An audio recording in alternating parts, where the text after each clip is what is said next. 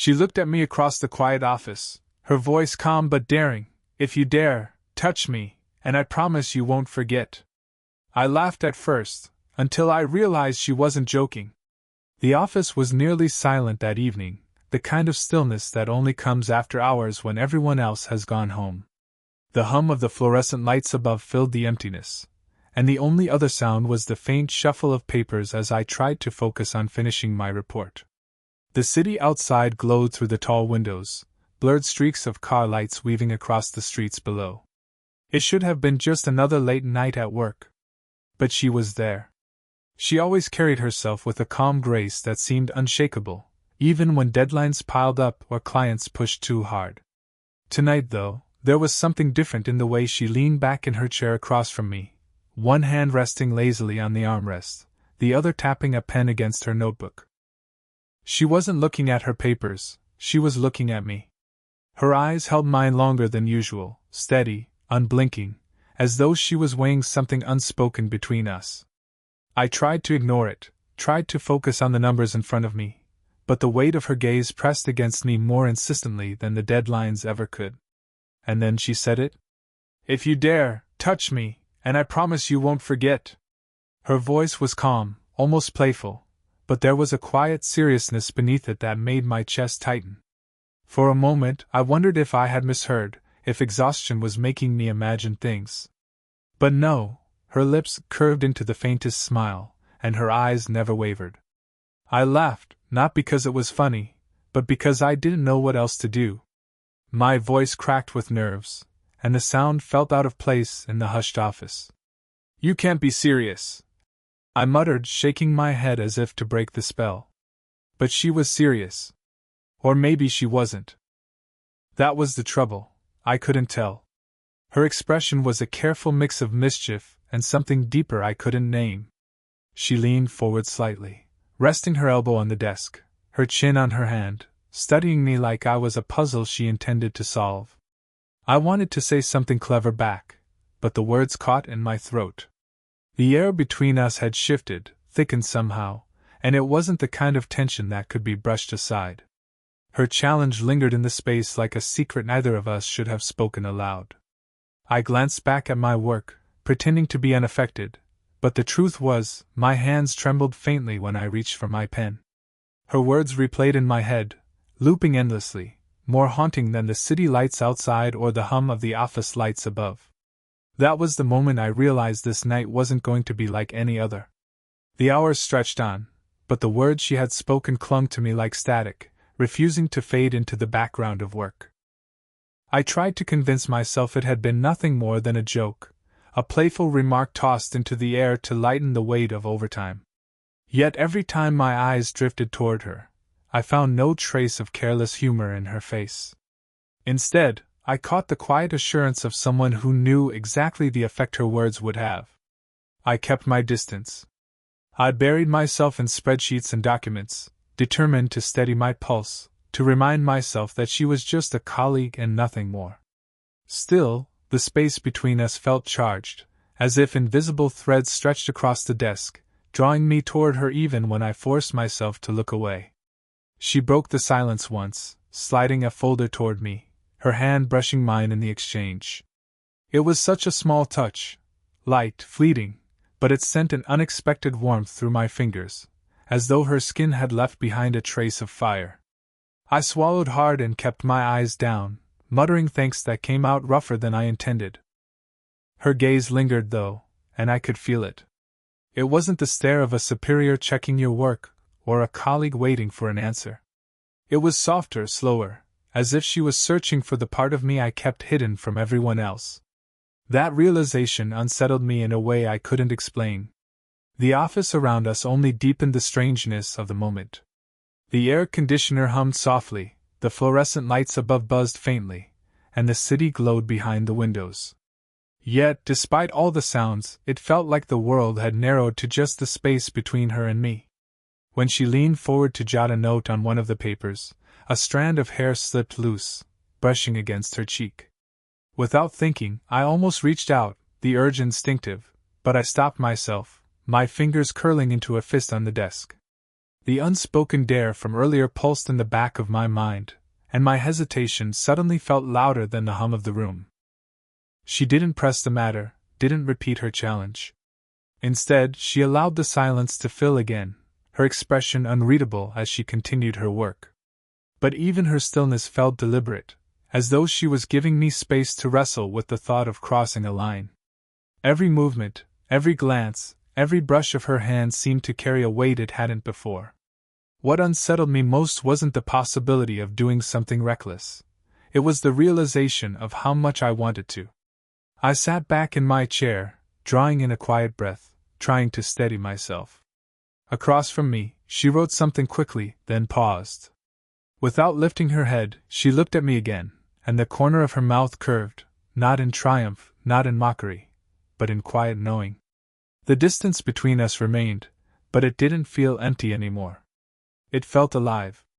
At some point, the work slowed. The rush of numbers and lines on the page no longer held my attention, and I realized she had gone quiet too. When I lifted my eyes, she wasn't at her desk anymore. She stood by the wide office window, framed by the glowing skyline. Her silhouette looked almost fragile against the stretch of city lights, though I knew fragile was never a word she would allow others to associate with her. She always carried herself like someone in complete control of her work, her reputation, even the way people admired her from a distance. But there, with her arms folded lightly across her chest and her face tilted toward the glass, I caught something different. I hesitated before speaking, my voice low so as not to break the stillness. "Long night?" She let out a faint breath, half sigh, half laugh. "They're all long nights, aren't they?" Her reflection in the window looked older somehow, not tired, but weighted. "People think I thrive on this pace, that I don't feel it. Truth is, I just don't let anyone close enough to see otherwise." The honesty in her voice startled me more than her earlier challenge. It was raw, unpolished, and in that moment she wasn't the confident colleague who commanded every room. She was a woman standing in the quiet, admitting a truth she probably hadn't spoken aloud in years. I rose slowly, unsure if stepping closer would be welcome or intrusive. My footsteps sounded too loud on the carpet, and I stopped a few feet behind her. Close enough to feel the faint warmth she carried, far enough to give her space if she needed it. "You don't have to carry all of it alone," I said quietly, though the words felt clumsy. Her reflection shifted.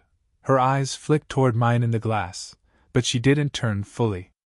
"And what would you know about carrying alone?" It wasn't an accusation, more a test. I let the question sit in the air before answering. "Maybe not as much as you, but enough to recognize it in someone else." She finally turned then, her eyes searching mine with a steadiness that made my chest tighten. For the first time, I didn't see the polished veneer she wore like armor. I saw the weariness beneath it, the soft vulnerability she'd kept hidden. The office felt even quieter than before. No hum of the lights, no muffled traffic outside, just the sound of her breathing, steady but delicate. "You're too young to talk like that," she murmured, almost as if she regretted letting me see that part of her. But there was no sharpness in her tone. Instead, there was a flicker of something that felt dangerously close to trust. I didn't press her. I simply nodded and stepped back toward my chair, giving her the choice to return to the shield she carried so well. But the truth lingered.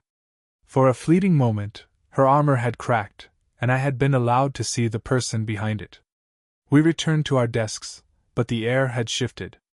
After what she revealed by the window, the silence between us no longer felt like a barrier. It felt like an unspoken agreement, that something fragile had passed between us, and neither of us was willing to deny it. She slid her chair closer to mine as we leaned over a spread of documents. The desk wasn't wide, and suddenly the distance that had once felt safe was gone. I could smell the faint trace of her perfume, something warm and subtle that lingered like the memory of a summer evening. She pointed to a line on the page with her pen, her sleeve brushing against my arm. It was the smallest touch, but it pulled all of my focus away from the numbers on the paper. My breath caught before I could steady it. Our hands moved across the same sheet, reaching for notes, pens, margins. It was inevitable, perhaps, that at some point they would collide. And they did, my fingers brushing lightly against hers as we both reached for the same pen.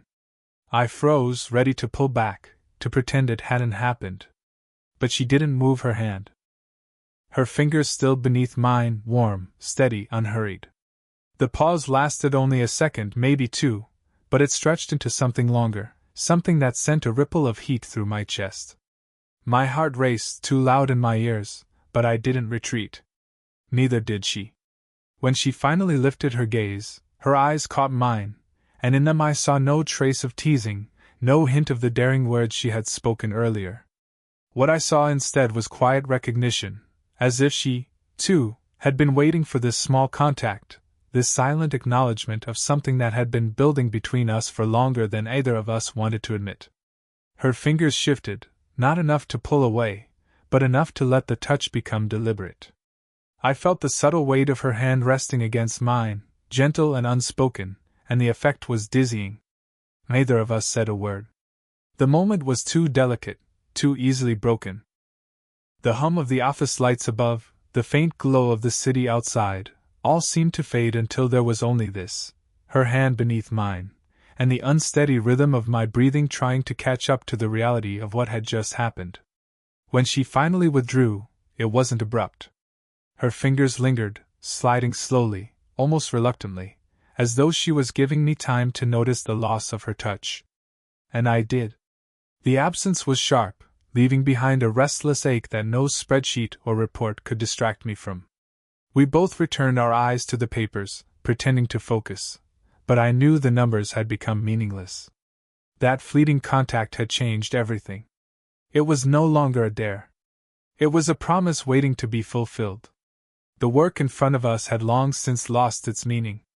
Words and numbers blurred into the background, serving only as excuses to stay seated close, to share the same space where silence carried more weight than conversation. I pretended to study the notes, pen tapping idly, but the truth was my attention was fixed on her, on the small movements, the subtle shifts, the way her presence seemed to reach for me without a single word spoken. She leaned closer, her chair angled toward mine, her arm brushing against my shoulder as she pointed to a margin on the document. Her voice lowered, soft enough that it felt meant only for me, though there was no one else left in the office. "You still haven't taken my dare." The words hung between us, heavier now than when she first spoke them hours earlier. This time, they weren't playful. They carried a quiet challenge, yes, but also an undercurrent of sincerity that made my breath catch. I turned slightly, finding her eyes only inches away. In the dim office light, they seemed darker, softer, more open than I'd ever seen. It was as though she had set down a mask and, for once, allowed me to see the person behind it. "I thought it was just a joke," I said, though even to my own ears my voice sounded unsteady.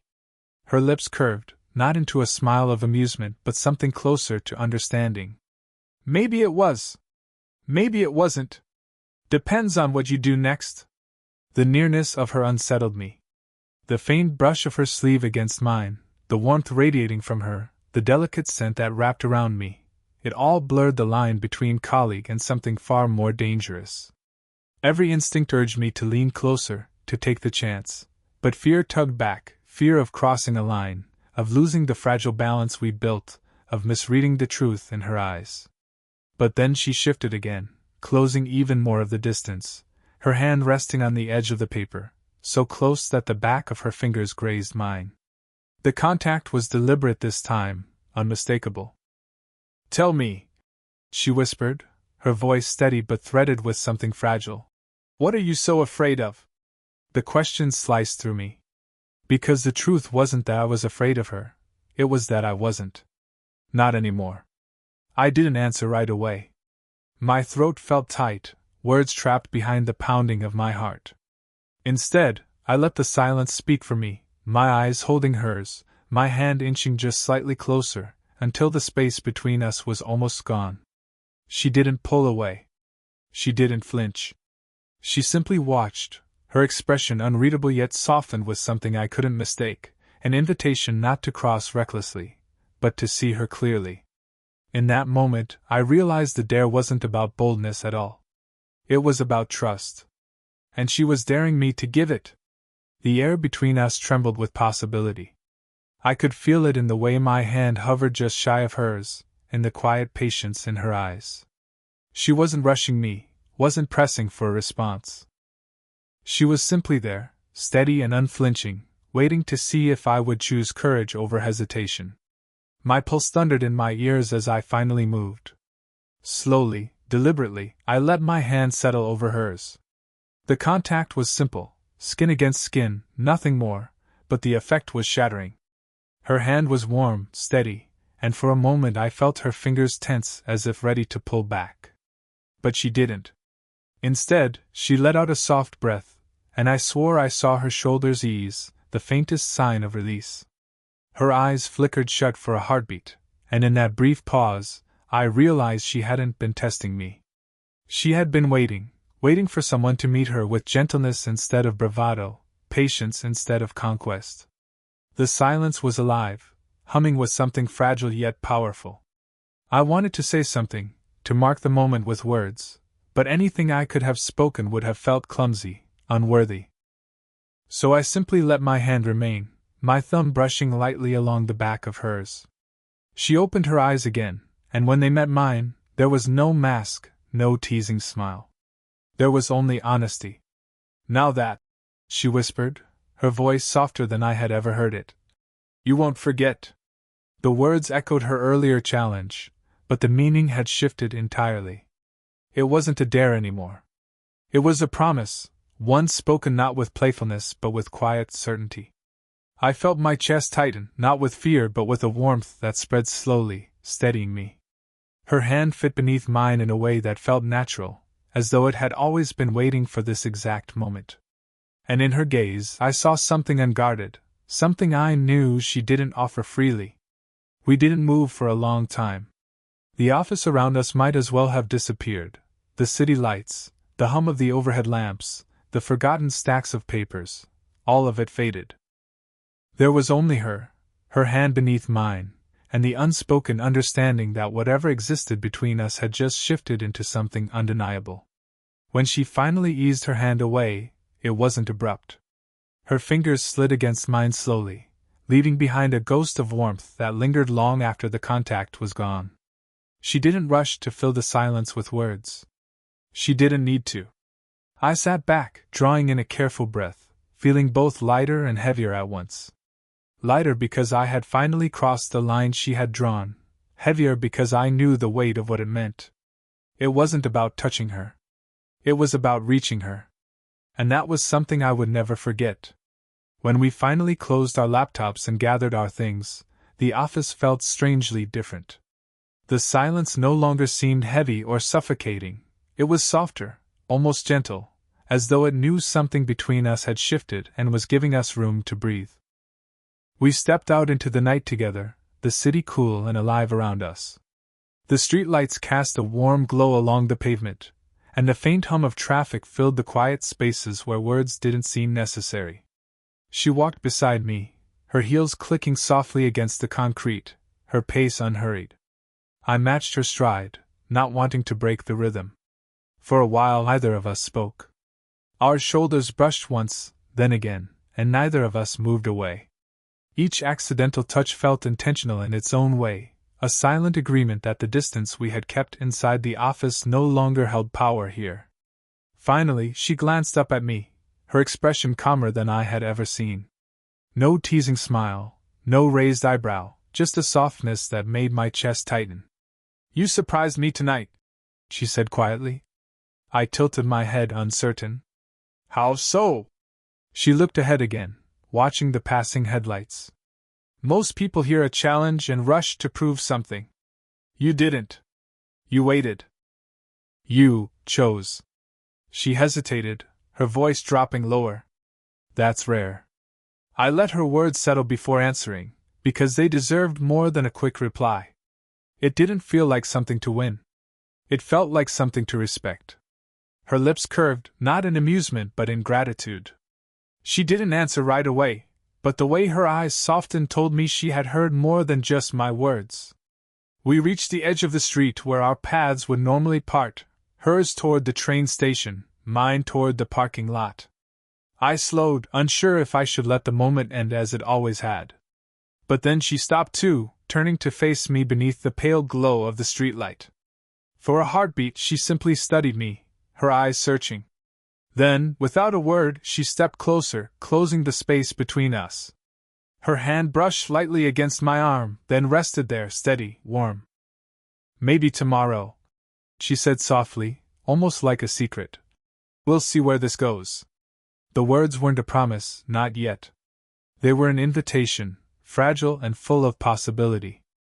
But in her gaze I saw the truth. She had let me closer than she ever intended to let anyone, and she wasn't pulling away. I nodded, unable to keep the faint smile from touching my lips. "Tomorrow, then." She held my eyes for one last moment before turning toward her path, her hands slipping from my arms slowly, deliberately, as if to remind me of what I was leaving behind and what might come next. As I watched her walk away, I realized she was right. I wouldn't forget. Not tonight. Not her. Not the quiet, gentle trust we had begun to build. It wasn't a dare anymore. It was something real. Something worth holding on to.